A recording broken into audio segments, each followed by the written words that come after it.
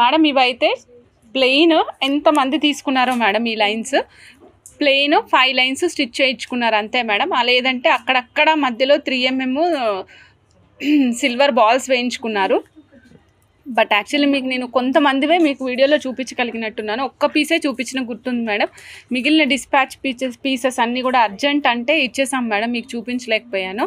So next time customise చేసినప్పుడు తప్పకుండా చూపిస్తాను. సపోజ్ మీకు ఇలా కావాలంటే ఇవి చూడండి మేడం. ఇది వచ్చేసి క్యూబికల్ ఫార్మాట్లో వస్తాయండి. ఇవి క్యూబికల్ ఫార్మాట్లో అంటే రౌండ్ క్యూబ్స్ లాగా వస్తాయి.